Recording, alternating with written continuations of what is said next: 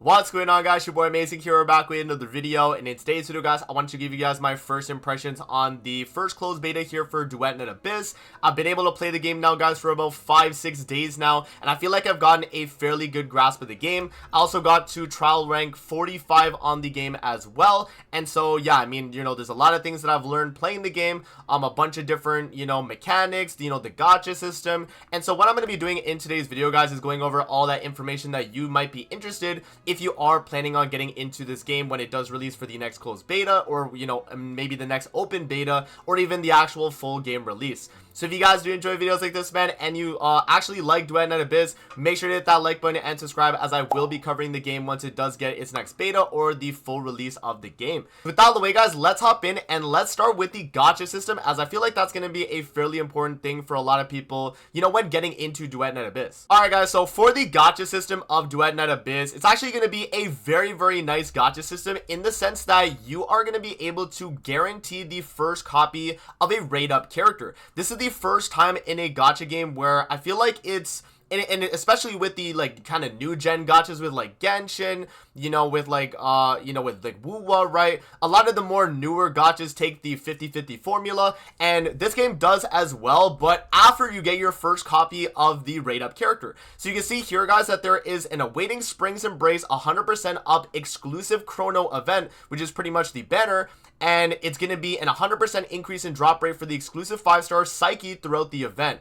And so the way that this works is that Psyche is going to be the only 5-star character available in the banner, and the moment that you pull Psyche, the banner actually completely disappears, and it's set to the standard pretty much 50-50 kind of deal that every other new gen kind of gacha has nowadays. So you can see I'm on the 50-50 version of the banner. I've already gotten my first copy here of Psyche, as you guys can see right here. And yeah, I mean, that's a really good feature. I mean, this is one of those games where if you're able to commit that 90 pulls for that character, then guess what? You're going to get the full copy. And if you have to go to the hard pity for that, there's no 50-50 or anything like that. You really don't have to worry about that. Now, talking about the weapon banner, it's going to be very similar to Wuwa. So for you guys that don't play Wuwa, it's pretty much guaranteed for the weapon as you go for it. And it's going to be 80 pulls for the weapon. So you can see here, 100% chance at getting the weapon. There's no 50-50, no 75-25, nothing like that. The weapon is going to be guaranteed if you do pull a 5-star. So,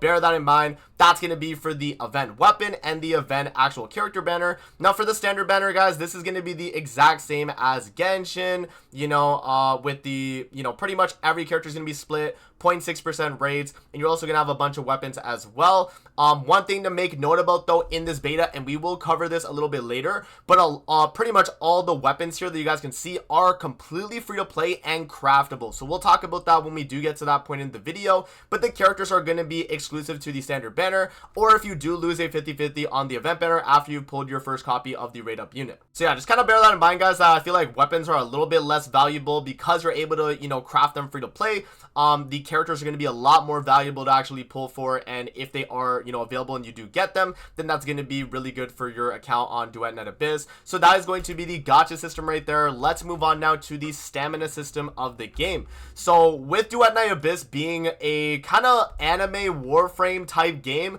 you're kind of going to expect the game to have a bunch of kind of grinding events, right? There's going to be a lot of things where you're going to be doing survivals, you're going to be doing defense, and you're going to be sitting there with the looter shooter kind of vibe. You're going to be killing all the enemies, dropping all the loot, and that's pretty much what this game's all about. Now, there are a few things that are going to cost stamina in the game, so it's going to be things like the coin stage right here, you guys can see, for getting your I don't know what you would say. I guess like Mora, right? Like the equivalent in Genshin, right?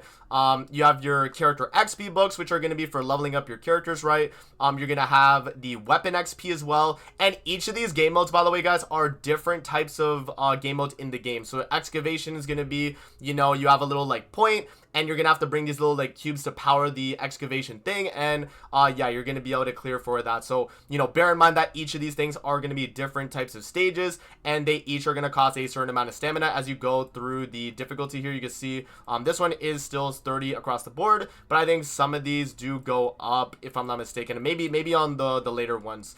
I think these ones do stay. Yeah, so right here you can see termination here on the stamina amount. It does actually go up per level. So you know, bear that in mind as well. Now moving on, guys, the Noctojager manual stages, these are going to be for your artifacts or like the gear of the game, right? The demon wedges is what they're called, and you're going to be able to get them through the Noctojager manual stages, but also in the co-op stage of Expulsion Teamwork. These first 3 ones right here, guys, are not going to be able to be done in co-op, whereas everything else in the game can be done in co-op. So like all these stuff right here can all be done in co-op. The only things that cannot be done in co-op are going to be the Noctojager manual stages, and these stages are pretty much going to be the way you're able to grind the gear, and you're going to be able to do this. There's no stamina cost to doing this, so this is technically a infinite grind type thing. I think it's pretty similar to Wuwa. I don't actually play Wuwa myself, but from what I've heard, you are able to pretty much grind the echoes infinitely, and it's going to be the same thing in this game where you're able to grind the demon wedges completely you know, fully without any stamina or anything like that. These things right here, which are going to be the manuals, they do help you get increased drops, and you're able to get 5 of these green ones every single day for free, so that's obviously very good. And then the blue ones are going to be in the shop. 2 of them you're able to buy every single day as well. The purple ones, I think they gave out one of us, or they gave 1 in the beta, and I got to use it, and it's a 20 times increase in the drop. So it's going to be 10 times on the blue and then 3 times on the green, and you're going to want to do these every single day, obviously, to get your demon wedges. And yeah, I mean, all these stages, guys, are going to be for different things. You're going to have the ones for your characters, you're going to have the ones for your melee, and then you're going to have the ones for your ranged and your consonance weapons. So yeah, you guys can see right there. And then yeah, the rest of these stages here, guys, so you have Expulsion Teamwork. So this is going to be the co-op demon wedge stage. This one's not going to cost stamina as well. As you guys can see, it says cost 0, right? So that's going to be something as well. And then you're going to have the expedition stage. This one's going to be for character ascension. You can cycle through the colors here for the type of your character you're trying to ascend. And then yeah, you're gonna have escort, which is gonna be the materials for actually leveling up the demon wedges. These are gonna enhance demon wedges. And then you have defense here for your skill level ups. These are gonna be for your like kind of your traces or your like you know, the character like skills that you do need to level up pretty much, right?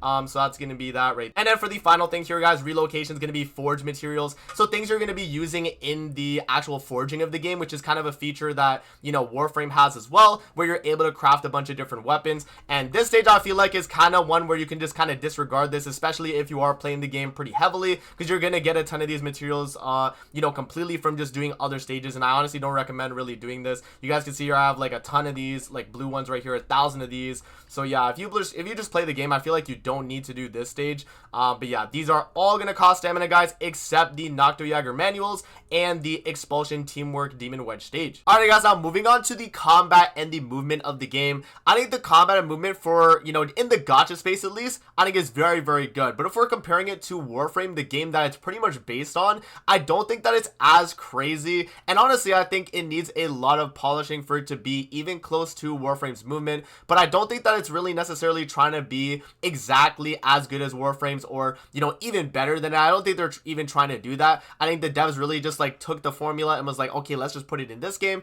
And yeah, I mean, it is nice, and it is obviously very cool to be able to traverse the areas with it.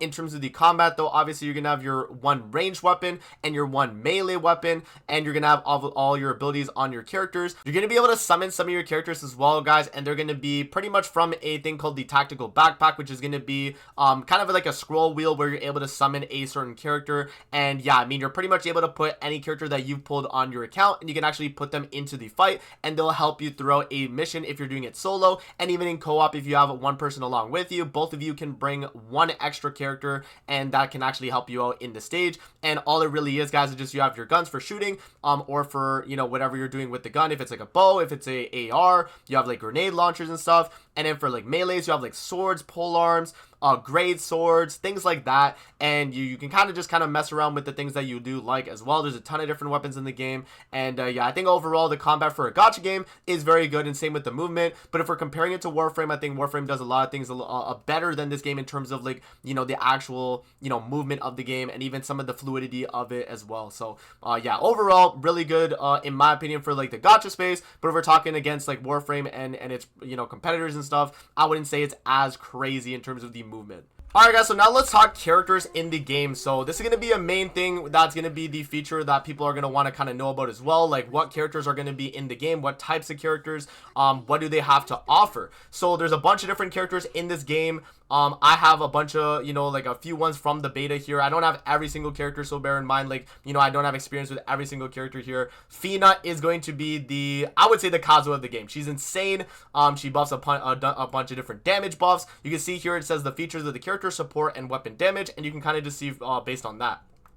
Now, a character like Rebecca here, she was a DPS summon character where she has an ability where you can actually summon jellyfish and they'll do damage over time. So that's obviously very cool. You have a character like Fushu here. She's going to be a support in the sense of, you know, giving you extra energy, which is going to be your sanity, and then also healing the team as well. And then obviously a character like Psyche, which is going to be a DPS character. She is the rate up banner that you guys saw that I covered a little bit earlier. And yeah, she's going to be a very strong DPS in the game as well. You guys can see as well that every single character has a weapon mastery. So they're going to have, you know, assault rifle, polearm. You know, you can see here Rebecca has polearm, you know, Fina has sword. We go to Tibeth here being a forcer. She has grenade launcher. So each character is going to have a weapon that's going to be very good for them, but you're still able to run any single weapon and any single, you know, melee type for any character, guys. It's not restricted to a certain type of weapon that you need. You can actually run literally anything, which I think is a really nice thing about this game. Kind of similar, I guess, to like Tower of Fantasy. If you guys have played that back in the day. You know, I say back in the day, it's been like a few years now, but yeah, no, like, it's pretty much just Warframe, though. If you guys have played Warframe, you'll know you're able to run pretty much any weapon on your character and any type of melee weapon as well, so just kind of bear that in mind. But yeah, very, very cool. You know, you have the character like Randy. He's going to be a support defense character. He's going to have like a shielding ability. You have a waifu character like Hellfire here, which is a max HP scaling DPS, but also a taunt character too. So just a bunch of variety in terms of characters here, guys, and all of them have different types of like play styles that they're going to have as well. So they're not all going to be, you know, the exact same type of, you know, idea where you're just doing EQ. Some of them are like, they're going to be like, you know, with Fina here, you're going to be spamming the Q to get as many damage buffs as you can, right? So there's just a bunch of different things like that I think, you know, definitely adds some layers to the game and is going to be a little bit unique in that sense. So yeah, guys, moving on, we have the demon wedges, which is going to be the artifacts of the game. We talked about where you're able to get them in the game with the, you know, not being able to use stamina on them and actually infinite grinding them. But what is going to be these systems? So pretty much, again, it's going to be back to Warframe, guys. The exact same system as that. You're going to have polarity slots, which are going to be the ones where you actually see here they have a little letter here. So if I go to adjust slot track, you're going to see here, my camera's kind of blocking it here. Let me remove my camera for a sec. But you can see the track slots here, and each of them are going to be able to pretty much cut in half the cost of a mod or, you know, a demon wedge that you're putting on your character here. So for instance here, like, let's just here, I'll show an example here. We go back.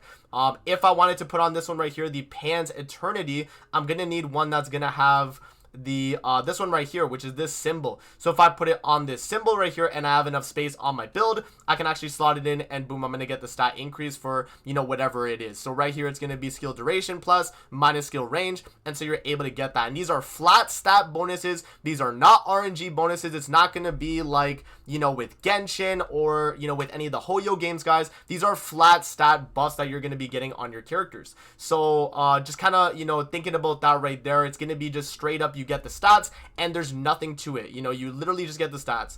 So yeah, each of these demon wedges are going to provide different things. You're going to have, you know, efficiency for your characters. You're going to have duration, attack percent, you know, sanity, which is going to be your energy amount. You're going to have, what is it?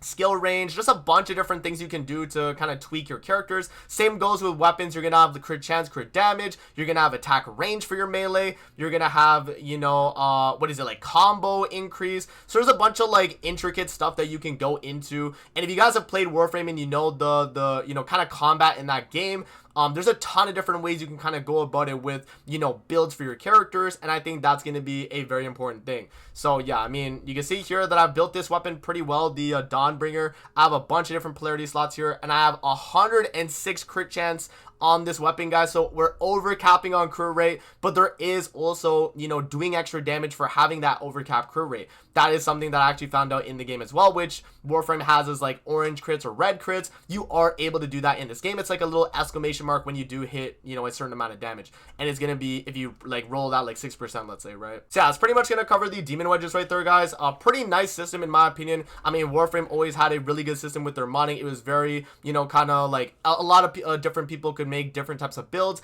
and it's up to you how you want to go about your build. Do you want really fast, you know, attack speed on your weapon? Do you want really slow but high crit chance, crit damage? Do you want like high skill range, skill duration, whatever? You can really make that build. Like if you want to go for something, you can do that. All right, guys, so moving on from that now, we actually will talk about the, I guess we'll go to like the weekly stuff, right? So the weekly content. So you're gonna have your nocturnal echoes, which are gonna be your weekly stages, and we talked about it earlier that in the gacha there are 5-star weapons, but as you guys can see right here, and I'll remove my camera here for a sec, you guys can actually see you are able to get weapon blueprints for the 5-star weapons, and you're able to acquire them from these weekly bosses. And from my experience, guys, if you've seen any of my streams that I've done on the beta, they are pretty frequent on the drops. They're actually very, very good. And it's going to be a very similar system to Warframe, where you know, you're going to want to craft the weapons in the foundry here. So you guys can see Shackle of the Lone Wolf right here. I have all the materials able to actually craft it. I have the Shackle of the Lone Wolf grip, which is going to be again from the Nocturnal Echoes, and then also the blade. And so I can start forging this weapon, and I can actually make a 5-star weapon completely for free, and I can actually just get it on my account. That's great, right? So the fact that that's a thing in the game is really good. And this is the forging system of the game as well. So obviously you have a bunch of different things you can make. You can make the 5-star demon wedges. You can make the track shift modules and the weapon track shift modules, which are pretty much the way you add the polarities on your stuff. And yeah, I mean, a bunch of stuff right here, guys, you can definitely do in the forging, and it's just going to cost the gold and then whatever materials it's going to say right there. So yeah, as an example here, I guess I could do a build. We can build the Psyche weapon here, which is crazy, the fact that they have this, right? It is available. You can see it takes 3 hours to make this weapon, but if you do have the toy hammers, you can speed it up, and boom, you can claim the weapon. So completely free to play. I don't know if they're going to have this for every single rate up weapon as well. I assume it's going to be, you know, the rate up weapon comes out, and then maybe in the future they do add it into the weekly boss. We will have to see exactly how it's going to go, guys, when the full game does release. Yeah, guys, that pretty much covers my first impressions, or kind of a overview of Duet Night Abyss right there. Let me know what you guys think in the comment section below. What are your thoughts on the game, and will you guys be trying out the game when it does fully release, or the next open beta or closed beta? But that's going to be it for the video. I hope you guys did enjoy, and I'm going to see you guys on the next one, man. Peace out. Have a good rest of your day, guys. See you later, man.